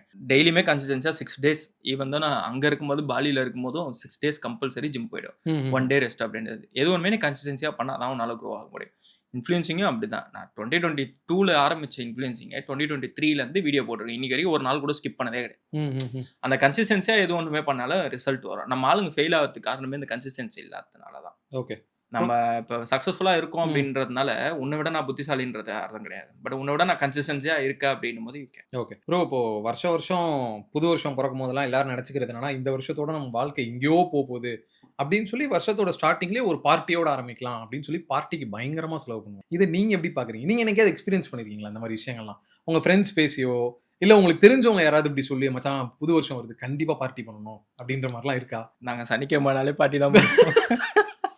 நியூ இயருக்குன்னு நாங்கள் பார்ட்டிலாம் பண்ண மாட்டோம். லைஃப்ல எங்களுக்கு எப்போ தோணுதோ அப்போ நாங்கள் பார்ட்டி பண்ணிப்போம். ஓகே. அது தப்புன்னு சொல்ல முடியாது. இப்போ எல்லாமே வந்து அதான் சொல்றது. Purpose of money is to bring happiness and peace அப்படின்னு. நீ அந்த ஒரு நியூ இயர் அன்னைக்கு நீ எதுவும் ஸ்பெண்ட் பண்ணாம நீ உன் அக்கௌண்ட்ல காசை வச்சுட்டு நீ என்ன பண்ண போற? What if you day January 3rd or 2nd டெப்ட் வாங்கி பண்ண வேணாம். அது கம்ப்ளீட்லி மிஸ். உங்ககிட்ட இருக்கு, உன்னால அந்த அமௌண்ட் ஏர்ன் பண்ணிக்க முடியும் அப்படின்னு இருக்குன்னா purpose of money is to கொஞ்சம் என்ஜாய் பண்ணிக்கலாம், தப்பு கிடையாது. அதுக்காக மற்றவங்கள மாதிரி வந்து கல்யாணம் ஆனால் செலவாகணும், கல்யாணமே பண்ணிக்கூடாதுன்னா எப்படி? அந்த மாதிரி செலவு ஆக தான் செய்யும். நீ அதுக்கேற்ற மாதிரி பார்த்து மேனேஜ் பண்ணி இன்கம் இன்க்ரீஸ் பண்ணுங்க. எல்லா ப்ராப்ளமுக்கும் ஒரே சொல்யூஷன். நீ வந்து சேவ் பண்ணுறதுலையோ இல்லை உன்னோட டிசைரை கண்ட்ரோல் பண்ணுறதுலையோ பார்க்காத. Try to increase the income. Multiple income sources create பண்ணி இன்கம் நீ ஃபோக்கஸ் பண்ணா you can enjoy everything. Okay bro. எல்லாருக்குமே இந்த மாதிரி ஒரு தாட் இருக்கும். கண்டிப்பாக நீங்களும் இதை ஒரு டைம் ஃபேஸ் பண்ணிருப்பீங்கன்னு நினைக்கிறேன். என்னன்னா ஏதாவது ஒன்று ஸ்டார்ட் பண்ணணும்னா 1ஆம் தேதி ஆனால் ஸ்டார்ட் பண்ணலாம் அப்படின்ற ஒரு தாட் இருக்கும். இப்போ ஃபினான்ஷியல் டெசிஷனாகவே கூட இருக்கலாம். நான் 1000 எஸ்ஐபி வீடியோ பார்க்கலாம், ஆனால் அவங்க மைண்டில் என்ன இருக்குன்னா நான் எஸ்ஐபி ஸ்டார்ட் பண்ணுவேன் எப்போ 1ஆம் தேதி தான் ஸ்டார்ட் பண்ணுவேன் அப்படின்னு ஒரு மைண்ட் செட் இருக்கும். ஸோ இது நீங்கள் எப்படி பார்க்குறீங்க? இது ஃபினான்ஷியலி நிறைய பேரை பாதிக்குது. ஒரு விஷயம் ஆரம்பிக்கணும்னா மாதம் ஆரம்பத்தில் ஆரம்பிக்கிறேன் அப்போ தான் கரெக்டாக இருக்கும். ஒரு விஷயம் ஸ்டார்ட் பண்ணணும்னு நினைக்கிறவன் தள்ளி போட மாட்டான், அன்றைக்கே ஸ்டார்ட் பண்ணிடுவான். அதனால அன்றைக்கே ஸ்டார்ட் பண்ணாதான் தள்ளி போட அதோட அந்த பவர் அப்படியே கொஞ்சம் கொஞ்சமாக கம்மியாயிடும். பண்ண மாட்டீங்க. ஓகே. அதனால பெஸ்ட் என்னவோ டெசிஷன் எடுக்கிறீங்க அப்படின்னா தப்போ ரைட்டோ take a right decision and do it in same day. Okay bro. இந்த 2026ல மார்க்கெட் என்ன மாதிரி இருக்கும்னு நினைக்கிறீங்க? இல்லை ஃபர்ஸ்ட்லி 13% கிட்ட ஃபால் ஆகி இப்போ நல்லா மேலே ஏறி நியூ ஆல் டைம் மேலே தான் இருக்கு. ஸோ பார்த்தீங்கன்னா அன்னைக்கு ஸ்டாக் மார்க்கெட் நீங்கள் அந்த ஃபால் ஆனப்பெல்லாம் பார்த்துருந்தீங்கன்னா 3 வருஷத்துக்கு மார்க்கெட் ஏறாது வித்துட்டு போயிடுங்க அப்படின்னு அந்த வீடியோ எல்லாமே நான் எடுத்து வச்சிருக்கேன். கட் பண்ணி போடலான்னு பார்த்தா கான்ட்ரவர்சியா வருமேன்ட்டு தான் விட்டுட்டேன். எல்லாருமே சொன்னது அது மாதிரி தான். ஆகஸ்ட்டுக்கு முன்னாடியே வாங்கி வச்சுக்கோங்க ப்ராட்காஸ்ட் சேனல் நான் போட்டுருக்கேன். Before August market will turn. அது அப்படிதான் ஒர்க் ஆகும். மார்க்கெட் மேலே ஏறிக்கிட்டே போகணும் நம்ம சொல்லவே முடியாது. Up and down that's how market works. அதனால விழும்போது தான் நீங்க அதிகமா இன்வெஸ்ட்மெண்ட் பண்ணி வாங்கி வச்சுக்கணும் அப்படின்றது. So 2026 I am expecting Nifty will reach another new high. 27,000ல இப்போ ஆல்ரெடி 27 அந்த ரேஞ்ச் கிட்ட வந்துருச்சு. 26 அந்த ரேஞ்சில் இருக்கு. ஐ எம் எக்ஸ்பெக்டிங் 27லேருந்து 28 போகும் அப்படின்றது. பட் யூஎஸ் தான் அங்கே ஒரு டிக்கரிங் பாம். அதை வச்சு தான் நம்ம சொல்ல முடியும். ஓகே. பட் ஆனால் ரெசிஷன் வராதுன்றது என்னோட பர்சனல் ஒப்பீனியன். ஸோ அதனால market new all time high அப்படின்றத ரீச் பண்ணும். கோல்டுமே 15,000 அப்படின்றத ரீச் பண்ணும். Okay bro. இப்போ நீங்கள் ஒரு வீடியோவில் சொல்லியிருந்தீங்க இந்த மாதிரி டிசிஎஸ்ல ஒர்க் பண்ணிட்டு இருந்தேன் ஒரு டைம், அதுக்கடுத்து என்னோட ஜேர்னியே கம்ப்ளீட்டாக சேஞ்ச் ஆச்சு அப்படின்னு சொல்லி அந்த டைமில் நீங்கள் சொல்லியிருப்பீங்க எனக்கு கை நிறைய சம்பளம் வந்துச்சு அப்படின்னு சொல்லுவீங்க. ஸோ அப்போ நீங்கள் எடுத்து ஒரு குட் ஃபினான்ஷியல் மூவ்னா என்ன சொல்லுவீங்க? ஏன்னா கை நிறைய பணத்தை பார்த்துட்டோம் அப்படின்னா நம்ம மைண்ட் வேலை செய்யாது. கரெக்ட். கண்டிப்பா நானுமே அப்படிதான் இருந்தேன். நான் ஃபர்ஸ்ட் என்னோட சம்பளம் வந்து ஒரு எக்ஸாம்பிளுக்கு சொன்னா 8 hours ஆஃப் ஒர்க். நீங்க வந்து ஹவர்ஸை வச்சு தான் உங்களோட சேலரி என்னைக்குமே பார்க்கணும். நான் 8 மணி நேரம் வேலை பார்த்தேன் ஒரு நாளைக்கு. ஆனால் என்னோட மாச சம்பளம் 11,500 பார்த்தேன். ஸோ நான் என்னோட டிவிஎஸ்ல என்னோட ஃபர்ஸ்ட் ஜாப் நான் ஆரம்பிச்சேன். நான் மெக்கானிக்கல் இன்ஜினியரிங். நான் என்னோட ஃபர்ஸ்ட் ஜாப் முடிச்சு நைட் 2 மணி ஷிஃப்ட் முடியும். ஸோ இந்த காலையில் தூங்கி எழுந்துட்டு என்னால் காலையில் படிக்கிற கேஸ்லாம் கிடையாது. நம்மளாம் நைட்டு பேட்மேன்ஸ். அதனால நைட்டு 2 மணிக்கு ஒர்க் முடிச்சுட்டு வந்துட்டு டிசிஎஸ்க்காக உட்காந்து ஆப்டிடியூடும் கோடிங்கும் படித்தேன். பைத்தான் முடிச்சுட்டு அதுக்கப்புறம் டிசிஎஸ் ஷிஃப்ட் ஆனேன். ஷிஃப்ட் ஆகும்போது 27,000. அதுக்கப்புறம் நமக்கு சேலரி இன்க்ரீஸ் ஆகும்போது 75. அப்போ ஒரு 11,000 ஏர்ன் பண்ணி ஒரு லைஃப் ஸ்டைல் வாழ்ந்தவங்க 75,000 அப்படின்னும் போது அதுவே ஒரு பெரிய ஜம்ப். என்னடா இது 1.5 இயர்ஸ்லயே நம்மளோட இன்கம் இப்படி இன்க்ரீஸ் ஆயிடுச்சு. 75,000 பிஜி ரெண்ட் நான் தான் சொன்னல அந்த 2 years I was completely there. 5,500 rupees என்னோட பிஜி இன்க்ளூடிங் ஃபுட். அப்படின்னு வெளில சாப்பிட்டாலும் இன்னொரு 10,000 ரூபாய். வீட்டுக்கு கொஞ்சம் டெப்ட் இருந்தது, நம்ம அதை கொடுத்துருவோம். எப்படி பார்த்தாலும் மீதி நம்ம கையில் இருக்கும். ஸோ அப்போ பார்க்கும்போது இதுவே லைஃப் சூப்பராக இருக்கே அப்படின்னு. அப்போதான் மென்டாரை பார்க்கும்போது that's why you need a right mentor actually. So அப்படி பார்க்கும்போது தான் லைக் என்னோட மென்டார் சொன்னார், நீ இந்த 75லேயே உட்காந்துராத, நீ ஒரு மாதத்துக்கு 75 lakh earn பண்ணுற பொட்டன்ஷியலும் இருக்குது. அதனால் நீ இதை விட்டுட்டு உனக்கு என்ன பேஷனோ நீ அதை போய் ஃபாலோ பண்ண அப்படின்னு சொன்னார். அப்போ நான் சொன்னேன், இல்லை ஃபினான்ஷியலி இப்போ எனக்கு கொஞ்சம் டெப்ட் எல்லாமே இருக்குது அப்படின்ட்டு. ஸோ அப்போ take 1 or 2 year time to close all the dept and இது பண்ணுற மாதிரி. ஸோ அந்த டைமில் நான் டெப்ட் எல்லாத்தையுமே முடிச்சிட்டேன். 0 டெப்ட். ஃபியூச்சருக்கும் நான் கொஞ்சம் அமௌண்ட் எடுத்து வச்சிட்டேன். என்னோட ஃபேமிலிக்கும் நான் கொடுக்க வேண்டிய அமௌண்ட் எல்லாமே எடுத்து வச்சிட்டேன். அப்படி இருந்துமே ஒரு ஹெசிடேஷன் இருந்தது. நம்ம ஒரு ஜாப் விடுறோமே, மாசம் ஆனால் ஒரு 1.5 அந்த டைமில் நான் என் ஃப்ரெண்டுக்கு கன்சல்ட்டிங் அந்த மாதிரி நிறையா இது பண்ணிட்டு இருந்தேன். ஒரு 1.5 அந்த டைமில் earn பண்ணிட்டு இருந்தேன். அப்போவுமே எனக்கு ஒரு பயம் இருந்தது. நம்ம இந்த ஜாபை விட்டுட்டோம்னா என்ன ஆகிறது? ஏன்னா இது மாசம் நம்ம வேலை செய்கிறோமோ இல்லையோ மாசம் டான்னு நம்ம அக்கௌண்ட்டுக்கு ஒரு 1.5 லட்ச ரூபாய் வருது அப்படின்னும் போது ஒரு ஹெசிடேஷனோட இருந்தது. அப்புறம் தான் என் மென்டார் சொன்னார், சந்தோஷ் ஜேக்கப், எதுக்கு நீ பயப்படுற? உனக்கு ஏதாவது ஒரு பேடாக போச்சு அப்படின்னா I am there to guide you. நீ மண்ணு போய் ஜாப்பை விடுறா, நீ போய் உன் பேஷனை ஃபாலோ பண்ண. அதுதான் நீ இந்த எடுத்து வச்சிட்டல 6 மாதத்துக்கு, 6 மாதத்தில் உன்னால் அந்த அமௌண்ட் எடுத்துட முடியாதா அப்படின்னு சொல்லிட்டு இது பண்ணேன். நான் வித்தின் 1 மந்த்துக்குள்ளேயே I started earning my 1 month salary in 1 week. So அதனால் எனக்கு அப்படியே இதாகிடுச்சு. பட் அந்த டைம்லலாம் லைக் பேய் மாரி வேலை செய்வேன். ஓகே. எல்லாரும் சொல்லுவாங்க பிஸ்னஸ் தான் பெஸ்ட் அப்படின்னு சொல்லிட்டு. இப்போ இன்ஃப்ளூயன்சர் லைஃப்மே ஈஸின்னு சொல்லுவாங்க. லைக் அப்படிலாம் கிடையவே கிடையாது. நீங்கள் இப்போ என் கூட இருக்கிற ஃப்ரெண்ட்ஸோ இல்லை எல்லாருமே நீங்கள் பார்த்தோன்னா தெரியும். ஒரு நாளைக்கு சாலிடாக நாங்கள் ஆஃபீஸ் போயிட்டு இருந்தால் கூட 7 to 8 இல்லை 5 to 9. அண்ட் இப்போ டைம் அந்த மாதிரி இப்போலாம் டைம்லாம் பார்க்கறதுலாம் கிடையாது. எப்போ ஒர்க் முடியுதோ அப்போ தான் தூங்குறேன். Still I'm sleeping only 4 to 5 hours டே தான். நான் 2020 இன்னைக்கு வரைக்கும் நான் வேலை செஞ்ச போதும் சரி, இப்போவுமே சரி, I'm still sleeping 4 to 5 hours. மீதி நேரம்லாம் கொஞ்சம் ப்ரொடக்டிவ். என்ன இப்போ கொஞ்சம் ஃப்ரீ டைம் இருக்குன்றதுனால டிவி பார்க்குறேன், இல்லை வெளில எங்கே ட்ராவல் பண்ணுறேன் அந்த மாதிரி. பட் பிஸ்னஸ்னு வந்துட்டா அதை விட ஆஃபீஸ் லைஃபோட கொஞ்சம் ஒஸ்ட்டு தான். So you need to work hard to make more money. Okay bro. இப்போ மிடில் கிளாஸ் லைஃப்பில் எல்லாரும் ஸ்ட்ரகிள் பண்ணுற ஒரு விஷயம் ப்ரோ என்னன்னா அவங்களோட சம்பளமே 30,000 தான் இருக்கும் ஒரு ஃபேமிலியாக. ஆனால் செலவு 35,000 இருக்கும். இது எப்படி அந்த செலவை அச்சீவ் பண்ணுவாங்க அப்படின்னு பார்த்தீங்கன்னா, அது 35,000 மாதம் எப்படி செலவு பண்ணுறாங்கன்னா ரொட்டேஷன். கரெக்ட். இங்கேருந்து வாங்கி இப்படி போடுறது. ஆமாம். அந்த சர்க்கிளில் மாட்டிக்கிட்டாங்கன்னா வெளியே வர முடியல. இது சொன்னா கொஞ்சம் லைட்டா கான்ட்ரோவர்ஷியல் ஆயிடும். ஸோ நான் என்ன சொல்லுவேன் அப்படின்னா, ஒரு 50,000 மினிமம் ஒரு பர்சன் ஏர்ன் பண்ணாம மேரேஜ் பண்ணிக்கிறத கொஞ்சம் தள்ளி போடுங்க. உன்னை யார் 26 வயசுல பண்ண சொன்னா? எங்க வீட்டுல எங்க அம்மா எப்பப்பா கல்யாணம் பண்ணிக்கிறேன் அம்மா இருமா, நான் ஏன் அவசரப்படுறீங்க? இல்ல இப்போ 26 வயசு ஆச்சுன்னா வயசாயிடுச்சுன்றாங்களே, வயசு போயிட்டு இருக்கேடா. அது சோஷியல் அப்படி அவங்க அதை கட்டமைப்புறாங்க. நான் என்ன சொல்றேன், என்ன பொறுத்த வரைக்கும் நான் பார்த்தது எல்லாமே, என்ன சுத்தி இருக்கிறவங்க பார்த்தது எல்லாமே, யாரெல்லாம் ஒரு 32, 35 ஆவரேஜா, எனக்கு என் வயசு ஃப்ரெண்ட்ஸ் கம்மி அப்பையில இருந்து இப்பன்னு கிடையாது. நான் காலேஜ் ஸ்கூல் படிக்கிறதுல இருந்தே பெருசுங்க கூட தான் சுத்திட்டு இருப்பேன். யாரெல்லாம் ஒரு 30ஸ்க்கு மேல மேரேஜ் பண்ணாங்களோ they are all happy right now. யாரெல்லாம் அந்த 24, 25ல மேரேஜ் பண்ணாங்களோ still they are struggling மணி வைஸ்ல எல்லாமே. ஏன்னா 40,000 சம்பளம் இருக்கும்போது அவங்க ஒரு மேரேஜ் கமிட்மெண்ட் போயிடுறாங்க. உடனே ஒரு கிட்ஸ் வராங்க, அதுக்கு அவ்வளவு செலவு பண்ணணும், இது பண்ணணும். 26 வயசுல பேரண்ட்ஸோட ப்ரெஷரோ இல்லை நீங்க சொசைட்டியோட ப்ரெஷரை நீங்க சாட்டிஸ்ஃபை பண்ணணுன்ற அவசியம் கிடையாது. உன்னோட லைஃப் நாளைக்கு நீ struggle பண்றனா no one is going to come and help you. இந்தாப்பா வச்சுக்கோன்னா யாரும் காசு கொடுக்க போறது. அதனால வெயிட் பண்ணி 28, 29 வயசு வரைக்கும் கூட வெயிட் பண்ணிட்டு நல்லா மணி ஏர்ன் பண்ணிட்டு கொஞ்சம் நல்லா இன்வெஸ்ட்மெண்ட் அப்படின்றது 20ல எந்த அளவுக்கு பண்ண முடியுமோ பண்ணிட்டு கொஞ்சம் ஓரளவுக்கு அசட்ஸ்லாம் நீங்க க்ரோ பண்ணிட்டு அதுக்கப்புறமா மேரேஜ் பண்ணிக்கிட்டு அப்படின்னா லைஃப் ஹாப்பியா இருக்கும். மேரேஜ் பண்றதே எதுக்கு? ஹாப்பியா இருக்கிறதுக்காக தான். 2 பேரும் சேர்ந்து தேவயானி இந்த படத்துல வர மாதிரி கஷ்டப்பட்டு வாழ்க்கையில முன்னேறதுன்றதுல அந்த காலம் முடிஞ்சிருச்சு. They want to be happy. அந்த ரீசன் தான் இப்ப இருக்கு. அதனாலதான் மோர் டிவோர்சஸ் ஆர் ஹேப்பனிங். நீ நல்ல ஏர்னிங் இருந்தது அப்படின்னா கண்டிப்பா ஃபேமிலியில 99% எந்த ப்ராப்ளமும் வரப்போறது கிடையாது. இப்பெல்லாம் நீ அந்த லாயல்ட்டி அந்த இது எல்லாமே மணி அதுதான் ஒரு பெரிய ப்ராப்ளமா நான் பாக்குறேன் இப்போதைக்கு current situation. Loyalty and caring loving is completely different. அது இம்பார்ட்டன்ட் தான். அது பேசிக் குவாலிட்டி, அதாவது எதிர்பார்க்க முடியாது. Every human has that basic quality. மணின்றது ஒவ்வொருத்தவங்களுடைய கேப்பபிலிட்டி பொறுத்து இருக்கு. The more money you make the more happier your family will become. Okay. So நீ டெய்லி வெளில போய் சாப்பிடலாம். ஸோ நான் பாலியில் பார்த்த வரைக்கும் எனக்கு ரொம்ப பிடிச்ச ஒரு விஷயம் என்ன அப்படின்னா, அவங்க அந்த மணி சேவ் பண்ணணும், அந்த ஒரு ஃபாஸ்ட்டாக போகணும், என் குழந்தைக்கு நான் ஒரு இது சேர்த்துக்கணும் அப்படின்ற ஒரு லைஃபே கிடையாது. ஒய்ஃப் ஜிம்மேட்டு என்னோட ஃப்ரெண்ட் அவங்க. ஸோ 5 to 6 அவங்களுக்கு ஜாப். காலையில் 5 மணிலேருந்து ஈவினிங் 6 மணி வரைக்கும். அவங்க 7 மணிக்கு ஜிம்முக்கு வருவாங்க. ஒரு 8, 8:30 மணிக்கு ஒர்க் அவுட் பண்ணுறாங்க. அவங்க ஹஸ்பண்டு 8 மணிக்கு குழந்தைய கூப்பிட்டுட்டு ஒய்ஃபை கூப்பிட்டுட்டு வெளில சாப்பிட போகிறாங்க. நம்ம வீடாக இருந்தால் என்ன பண்ணுவாங்க? ஒய்ஃப் அந்த வேலையை விட்டு வந்ததுக்கப்புறம் வீட்டில் போய் குக் பண்ணணும். தென் அகைன் அந்த ஃபேமிலி டைம்ன்றது அங்கே கிடையாது. ஈவன் அவங்க வேலைக்கே போனாலுமே, ஹஸ்பண்ட் வேலைக்கு போனாலும் ஒய்ஃப் வேலைக்கு போனாலுமே திருப்பி ஒய்ஃப் வீட்டுக்கு அவங்க அந்த சமைச்சு அதை பண்ணி அதை சாப்பிட்டுட்டு அவங்க போய் தூங்குறதுக்கே நேரம் கரெக்டாக இருக்குது. There is no personal time. அவங்க உட்காந்து அதை ஷேர் பண்ணுறது கிடையாது. ஆனால் அங்கே இருக்கக்கூடிய அந்த பாலினீஸ் பீப்புளோடைய டெய்லி ரொட்டீனே என்னன்னா, எவ்ரிடே ஒரு மீலாவது வெளில சாப்பிடுவாங்க. ஓகே. ஃபேமிலியை கூப்பிட்டுட்டு போயிட்டு ஒரு மீலாவது, அது நம்ம மணியாக பார்க்க முடியாது.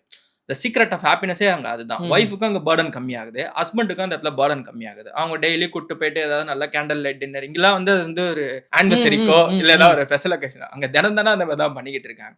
It's not going to cost that much. நான் கேண்டல் லைட் தான் போகணும்னு கிடையாது. பட் கொஞ்சம் 2 பேரோட ஒர்க் வந்து கம்மி பண்ணிக்கிட்டீங்க அப்படின்னா பர்சனல் டைம் அப்படின்றது இன்க்ரீஸ் ஆகும். ஸோ ரிலேஷன்ஷிப் வில் பி ஹாப்பியர்ன்றது என்னோட ஒப்பீனியன். Okay bro. இப்போ ஒரு 20 வயசுல நான் ஏர்ன் பண்ண ஸ்டார்ட் பண்ணும்போதே எனக்கு வந்து சொசைட்டில பார்க்குற ப்ரெஷரை தாண்டி இப்போ நான் வீடியோஸ்லாம் பார்க்குறேன். நிறைய இன்ஸ்டாகிராம் இதெல்லாம் யூஸ் பண்ணுறப்போ வர்றது என்னன்னா, உங்களுக்கு வந்து நீங்க வேலைக்கு போனோனே ஒரு எமர்ஜென்சி ஃபண்ட் கிரியேட் பண்ணுங்க. ஓகே. Correct. திரும்ப அதுக்கடுத்து போனா உடனே ஒரு ரிட்டயர்மென்ட் பிளான் பண்ணுங்கன்னு வருது. சரி, அதுக்கடுத்து போனா மேரேஜுக்கு பிளான் பண்ணுங்க. அடுத்து போனா கிட்ஸ். சரி, என்ன நான் என்னதான் பண்ணணும்? வாழ்க்கை ஃபுல்லா வந்து உழைச்சிக்கிட்டே இருக்கணுமா? இல்ல என்ன பண்ணணும்? ஏன்னா அப்பதான் சம்பாதிக்க போறேன். எனக்கு டிமோட்டிவேட்டிங்கா இருக்கு அதெல்லாம் பார்த்தா. ஏன்னா இத்தனையும் பண்ணணுமா? இவ்வளவு வருஷம் தான் வேற இருக்கா அதுல அப்படின்னு. இத நான் எப்படி எடுத்துக்கிறது? இந்த ப்ராப்ளம் நீ இவ்வளவுமே பண்ணணுமான்னு யோசிக்கிறது you are earning less. Okay. அதுதான் ஒரு ப்ராப்ளம். ஓகே. நீ ஒரு 40,000 ஏர்ன் பண்றேன்னும் போது நீ எமர்ஜென்சி ஃபண்டை எடுத்து வைக்கணும், பேரண்ட்ஸையும் பார்த்துக்கணும், கிட்ஸையும் பார்த்துக்கணும், ரிட்டையர்மெண்ட்டும் நீ பிளான் பண்ணணும் போது உனக்கு அது பெருசா தெரியும். நீ 1 லட்சமோ 2 லட்சமோ சம்பாதிக்கிற அப்படின்னும் போது இட்ஸ் நாட் கோயிங் டு இது பண்ற போறது ஓகே. கிடையாது. ஸோ உன்னோட ஏர்னிங்ஸை நீ எப்படி இன்க்ரீஸ் பண்ணிக்கலாம் அப்படின்றத பார்க்கலாம். இப்போ என் ரூம்ல என் ஃப்ரெண்ட் இருக்கான், கிறிஸ்மஸ்க்காக வந்திருக்கான், இந்த ரூம்ல தான் இருக்கான். அவனும் நானும் அந்த 10க்கு 10 ரூம்ல இருக்கும்போது 2 பேரோட சேலரியுமே 25,000 தான். Now he is making 2.5 okay. Okay. Per month. நாங்க 2 பேர் 2022 அப்படின்னா இன்னும் 3 வருஷம் தான். 3 வருஷத்துல அவனும் 25,000ல இருந்து நான் எங்கேயோ போயிட்டேன், அவனும் எங்கேயோ வந்துட்டான். ஸோ அந்த ஒரு ஃபர்ஸ்ட் 3 இயர்ஸ் அவனுக்கும் ஹவுசிங் லோன் இருந்துச்சு, எனக்குமே எங்கள் வீட்டில் இருந்த ஃபேமிலி டெப்ட், சிஸ்டர் மேரேஜ் பண்ண டெப்ட் அப்படி இப்படின்னு இருந்தது. 2 பேருமே உட்காந்து கரியரில் தான் க்ரோ பண்ணோம். உட்காந்து ராத்திரி பகலும் படிப்போம். நாங்கள் சாட்டர்டே சண்டேஸ்லாம் வெளில போனதே கிடையாது. ஒரு தீபாவளி கூட நானும் அவனை வீட்டுக்கு போனதே கிடையாது. கூட்டி கேட்டு பாருங்க, ஒரு தீபாவளிக்கு வரைக்கும் இன்னைக்கு கூட நாங்கள் வீட்டுக்கு போனதே கிடையாது. First 3 years we were completely hustling தான். 3 ஒர்க் ஃபுல்லாக போட்டு ஹார்ட் ஒர்க் பண்ணி அந்த அமௌண்ட் எடுத்துட்டு வந்தோம். அப்புறமே நீ சொன்ன மாதிரி அந்த பயம் எங்களுக்கும் தான் இருந்தது. எல்லாருக்குமே பயம் இல்லை, எல்லா பசங்களுக்கும் சரி பொண்ணுங்களுக்குமே சரி. 25 வயசு ஆகுதுனாலே அந்த ஒரு ஃபியர் இருக்கதா செய்யும். எனக்குமே அந்த ஃபியர் இருந்தது தான். எப்படி நம்ம இந்த அமௌண்ட் வச்சு ஃபேமிலி ரன் பண்ணுவோம். Now I don't have fear. நான் இன்னைக்கு என் வேலையை விட்டு நின்னா கூட நெக்ஸ்ட் 20 இயர்ஸ்க்கு என்னால உட்காந்து சாப்பிட முடியும். I no need to fear at all. I have a own house and I know how to generate a passive income. இன்னைக்கு நான் உட்காந்தனா கூட 20 வருஷத்துக்கு என்னோட ஃபேமிலி ஹாப்பியா என்னால பாத்துக்க முடியும். அந்த இன்கம் நீ ஜென்ரேட் பண்றதுக்கு உன்னோட நாலேஜ் தான் நீ க்ரோ பண்ணி மல்டிபிள் இன்கம் சோர்சஸ்ன்றத நீ ஜென்ரேட் பண்ணி. ஓகே. ப்ரோ, இப்போ இந்த மல்டிபிள் சோர்ஸ் ஆஃப் இன்கம்ன்றதான் எல்லாருக்கும் கேள்விக்குறியா இருக்கு. ஏன்னா நான் இப்போ ஒரு ஜாப்ல வந்து சேர்ந்திருக்கேன். இன்னொரு ஜாப்பும் பார்த்து எப்படி நான் ஏர்ன் பண்றது? ஏன்னா இந்த ஜாபே எனக்கு போகுது, நைட்டு பகல்னு போகுது, நான் என்ன பண்ண முடியும்? இதுல எப்படி நான் ஒரு பாசிவ் இன்கம் கிரியேட் பண்றது அப்படின்னு தான். ஆனா இப்ப இருக்க ட்ரெண்ட்ல பாசிவ் இன்கம் கிரியேட் பண்ணா மட்டும் தான் உன்னால சர்வை பண்ண முடியும் அப்படின்னு ஒரு இன்கம் வச்சுட்டு உன்னால எதுவுமே பண்ண முடியாது. நீ பாசிவ் இன்கமே 2 விதத்துல இருக்கேன். அவன் ஒரு பாத் சூஸ் பண்ணான், நான் ஒரு பாத் சூஸ் பண்ணேன். நான் சூஸ் பண்ண பாத் கம்ப்ளீட்லி வேற சினாரியோ. அவன் சூஸ் பண்ணது கரியரே தான் சூஸ் பண்ணான். Still is in IT only. First நாங்க டிசிஎஸ்ல சப்போர்ட்ல இருந்தோம். அதுக்கப்புறம் டெவலப்பர் ரோலுக்கு வந்தோம். டெவலப்பர் ரோல்ல இருந்து now we become a cloud engineer. கிளவுட்ல இருந்து இப்போ நான் அசூஸ் அப்படின்னு கொஞ்சம் கொஞ்சமா ஸ்டடியா இம்ப்ரூவ் ஆயிட்டே இருந்தான். ஓகே. நீ அந்த மாதிரி உன்னோட கரியர்ல நீ ஐடில இருக்க இல்ல வேற ஏதாவது ஜாப்ல இருக்க அப்படின்னா அது ரிலேட்டட் ஏதாவது கோர்சஸ் பண்ண முடியுமா, அது ரிலேட்டட் உன்னால ஏதாவது க்ரோ ஆக முடியுமான்றதை நீ பார்த்து பண்ணலாம். இல்ல அப்படின்னா அதர் இன்கம் சோர்சஸ். இப்போ உனக்கு இன்டர்வியூ எடுக்கிறதுல ஒரு ஸ்கில் இருக்கு அப்படின்னா நீ சாட்டர்டே சண்டேஸ்ல இந்த மாதிரி 4 பேரை வந்து ஹோஸ்ட் பண்ணி எடுத்து யூடியூப் சேனல் ரன் பண்ணலாம். இல்ல உனக்கு உன் கரியர்ல சினிமாட்டோகிராஃபி இல்ல வேற என்ன பண்ணணும்னு நினைக்கிறோ you can start teaching. Camera எப்படி ஒர்க் ஆகுது அந்த மாதிரி நீ நிறைய பேருக்கு சொல்லி கொடுக்கலாம். நீ வந்து 2 கேமரா பர்ச்சேஸ் பண்ணி வாங்கி கொடுமே. கிரியேட்டர்ஸ் நிறைய பேர் இருக்காங்க, அவங்களை அப்ரோச் பண்ணி அவங்க வீடியோ எடுத்து கொடுக்கலாம். அதுக்கு நீ சார்ஜ் பண்ணலாம். அந்த மாதிரி நிறைய மல்டிபிள் இன்கம் சோர்சஸ் இருக்கு. நீ உட்காந்து எழுத ஆரம்பிச்சு. நான் என் நோட் பேட்லாம் பாத்தீங்கன்னா லைக் ட்ரிப்பு போறனாலே இப்போ நான் அந்த ட்ரிப்புக்கு போறேன்னா ஏதாவது ஒரு நியூ ஹேபிட் அங்கே நான் போயிட்டு ஃபாலோ பண்ணணும். ஸோ காலைல ஒரு 5 மணிக்கு எழுந்துக்கிறதா இருக்கட்டும், ஏதாவது ஒன்று. ஸோ நீங்கள் ஒரு நோட் பேட் எடுத்து when you are going to two anything, நான் ஒரு விஷயம் பண்ண போறேன். இப்போ 1 லட்ச ரூபாய் சம்பாதிக்கணும் அப்படின்னா 3 பிளான் எழுதுங்க. அந்த 3 பிளானும் ஒரு மாசத்துக்கு 2 மாசம் டைம் கொடுங்க. அந்த 3 பிளான்ல எந்த பிளான் ஒர்க் ஆகுதோ அந்த பிளானை சூஸ் பண்ணி மீதி இருக்க 8 மந்த்ஸ் நீங்க ஒர்க் பண்ணீங்க அப்படின்னா you can achieve that 1 lakh. So அதனால 3 இன்கம் சோர்ஸோ இல்லை என்னெல்லாம் இன்கம் சோர்ஸோ ஃபர்ஸ்ட் நீங்க நோட் பேட்ல எழுதிட்டீங்கனாலே உங்களுக்கு அந்த ஹேபிட் கிரியேட் ஆயிடும். அங்கதான் எல்லாருமே லேக் ஆகுறாங்க. இந்த நோட் பேட் கீட் பேட்லாம் கிடையாது. Take a pen and paper, write it down. அது எந்த ப்ராப்ளமா இருந்தாலுமே சரி. இப்போ உனக்கு டெப்ட் இருக்கு அப்படின்னா என்னென்னலாம் டெப்ட் இருக்குன்றத நோட் பேட்ல எழுதிட்டு அந்த டெப்ட் அடைக்கிறதுக்கு எவ்வளவு அமௌண்ட் நம்ம ப்ரீபேமெண்ட் பண்ணலாம் அப்படின்னு. ஸோ நோட் பேட் எடுத்து எழுத ஆரம்பிச்சிங்கனாலே உங்களுக்கு ப்ராப்ளம் சால்வ் ஆயிடுன்றது ரொம்ப சிம்பிளா இருக்கும். பட் டெஃபினெட்லி ப்ரோ இந்த 2025 உங்களுக்கு என்ன ப்ரோ கற்றுக் கொடுத்துச்சு? ஏன்னா வருஷம் முடிய போகுது. இப்போ சொல்றீங்க நான் எல்லா விஷயம் பண்ணும் போதே அது ஒரு லேர்னிங்காக தான் நான் எடுத்து பண்ணிட்டு இருக்கேன் அப்படின்னு சொல்லி. இந்த 2025 உங்களுக்கு எப்படி இருந்துச்சு? ரொம்ப ஒஸ்டான ஒரு இயர் பர்சனல் லைஃப்ல. You know it very well. Okay okay. நம்மளே டிஸ்கஸ் பண்ணியிருக்கோம். Okay. Personal life was completely fucked up for me. So அதனால ஐ ஸ்டார்டட். நான் இதுக்கு ட்ராவல் எதுவுமே பண்ணதில்லை. Bali was my first international trip. So அதனால இதுக்கப்புறம் நம்ம கொஞ்சம் தனிமையில் இருக்கலாம் அப்படின்னு முடிவு எடுத்திருக்கேன். ஸோ அதனால I'm planning to start travelling all over the world. Oh. So I'm not going to trust anyone anymore. Okay. Except my friends. Friends. Okay. அதனால கொஞ்சம் மணி மட்டுமே இருந்தா போதாது. கொஞ்சம் ஹாப்பினஸும் வேணும். அதுக்கு வந்து மணி இருக்கணும். ஆ, ஆ, ஆ. அது கம்ப்ளீட் உடனே சொல்லுவாங்க, இவன் Correct, correct. அக்கவுண்ட் அவளை வச்சுட்டு தான்டா வந்து Correct. யாருக்கு எது இல்லையோ அதுதான் அவங்களுக்கு பெரிய விஷயமா இருக்கும். ம்ஹ்ம். ஸோ காசு இல்லாதவங்களுக்கு காசு இல்லாததான் பெரிய விஷயமா இருக்கும். காசு இருக்கிறவங்களுக்கு காசு பெரிய விஷயமா தெரியாது. அந்த மாதிரி ஒவ்வொருத்தவங்களுக்கு எது எது ப்ரியாரிட்டைஸ் அப்படின்றது தான் இருக்கும். ஸோ எனக்கு இப்போதைக்கு currently peace of mind is ரொம்ப இம்பார்ட்டன்ட் அப்படின்றதுனால I'm going to start travel. Okay. Bro actually இந்த பாட்காஸ்ட்ல எனக்கு ரொம்ப பிடிச்ச விஷயம்லாம் சொல்லியிருந்தேன். என்னன்னா, நீங்க எப்படி ஒரு 3 இயர்ஸ் ஹஸ்லிங்காக ப்ரொவைட் பண்ணீங்க. அதாவது முழுசா டெடிகேட்டடா எங்கேயும் போகாம, நான் இந்த கோல ரீச் பண்ணணும். ஸோ அதுக்காக நான் போய் தான் ஆகணும் அப்படின்றதா இருக்கட்டும். இப்ப நெறைய பேர் பண்ற மிஸ்டேக் என்னன்னா, டெட்ல வச்சுட்டே இன்வெஸ்டிங் பண்றது. நீங்க ஃபுல்லா டெட்ட கிளியர் பண்ணிட்டு ஒரு பேட்டர்னா இல்ல கரெக்ட்டா சைடுல இன்வெஸ்ட்மெண்ட் பண்ணிட்டு தான் ஓகே. இருக்கேன். ஸோ டெப்ட் கிளியரன்ஸ் வந்து ஃபர்ஸ்ட் ப்ரியாரிட்டி. எத பிரையாரிடைஸ் பண்றோம்னு ஒரு விஷயம் இருக்குல்ல. ஸோ அதுலயும் பெர்ஃபெக்ட்டா பிளான் பண்ணதா இருக்கட்டும். இல்ல இப்ப நீங்க எனக்கு சொன்ன விஷயமா இருக்கட்டும். இனி நானும் ட்ரிப் போறப்ப புதுசா பார்ப்பேன்னு நெனைக்கிறேன் எல்லாத்தையும். இந்த விஷயம் பண்ணணும் அப்படின்னு கண்டிப்பா. சொல்லிட்டு. ஸோ ரொம்பவே நல்லா இருந்துச்சு ப்ரோ உங்கள்ட்ட பேசினது. அதே மாரி கங்ராட்ஸ் நீங்க விகடன்ல அவார்ட்ஸ் வாங்கியிருந்தீங்க. Thank you, financial thank you. இதுல. ஸோ அது ரொம்பவே சந்தோஷமா இருந்துச்சு. ஸோ அடுத்து அந்த புது வீடு ஒண்ணு சொன்னீங்க. கண்டிப்பா. அந்த வீட்ல வந்து ஃபர்ஸ்ட் வீடியோ அதுலயும் நான் தான் எடுப்பேன். அத நான் கண்டிப்பா. இப்பயே சொல்லிடுறேன் ப்ரோ. ஷூர். ரொம்பவே நன்றி ப்ரோ. ஓகே. Thank you.